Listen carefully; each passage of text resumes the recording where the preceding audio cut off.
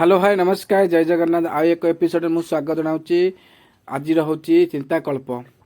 पाटला पुत्र नगर स्थित एक दरिद्र ब्राह्मण संतान थिले। मैत्रर ब्राह्मण भाव मौलिक बुद्धि थिला। भिक्षा संग्रह महानगर कलिकंदी तंटुल भिक्षाश्री होई घूरी बुलुथिले। वैद्य धर्म प्रसाद और प्रभार यज्ञ पूजा विधि प्रति जनसाधारण हस्तलोप पाईगला। ऐश्वर्य माया पुत्र नगर भिक्षा संग्रह मध्य दूर होईगला।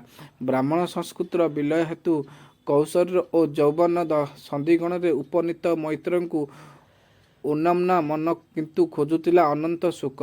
देहज कामनार तृप्ति जीवन को उपभोग करिवार परपरी बारंबार मनरे उंकी मारुला बेले बाधा देउथिला। उत्कट दारिद्र्य जला भिक्षापुरी दुख जंत्रणा मानसिक अवसाद भितर गति करुला बेले शुणिबाकू पाइथिले पाटलिपुत्रଙ୍କ बुद्ध आगमन संवाद। कपिल वास्तुर सेई सर्वत्याग राजकुमार जी राज्य क्षमता अनिंती सुंदरी पत्नी गोपराजपुर सकल ऐश्वर्य को पछारे पकाई चली आसले मुख्य निर्माण आशारे। कामनार विनाश रे दुखर विनाश यही महामंत्रे उद्बोध होई उपवत्ति त्याग करी मैत्र ग्रहण करिनेले। बुद्ध धर्म हेले कामना को विनाश करी पाइले नाही। कामना को अस्वीकार जय करी असत्य को स्वीकार करिबा जीवन मुक्ति।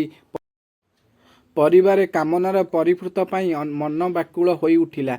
एही कामनार परिपूर्ण पाई बुद्धଙ୍କ अनुमति भिक्षा करी श्रवणत्र साधारणतः जीवन फेरी जाइतिले। मैत्र कामना एक अनिर्बाण दीपशिखा। यह मानविकता को जाली पोड़ी पाउंस करदिए। एही दहनर तीव्र जुड़ा सर्पे अनेक ताकू आदिरी नहीं थांती। यही सत्य को भली जाई कामना दास होईगले। मैत्र बेश किछि वर्ष अतिबाहित होईगला। या भितर दिने झड़ भली अप्रत्याशित भावरे तथागतଙ୍କ निकटरे पहुँची तांकर पाद दुईटी को जाबुड़ी धरी क्षमा प्रार्थना करथिले। निवेदर सकल अनुभूति थिला खाली अतृप्ति अवशेष। कामना दीपर बेश किछि वर्ष तैल भरी चालुथिले।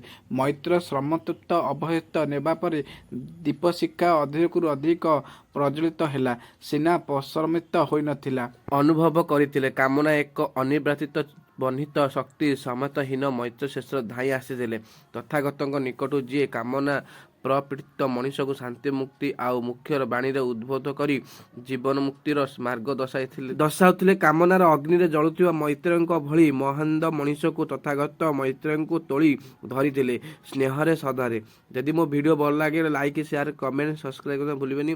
रहिली नमस्कार जय जगन्नाथ।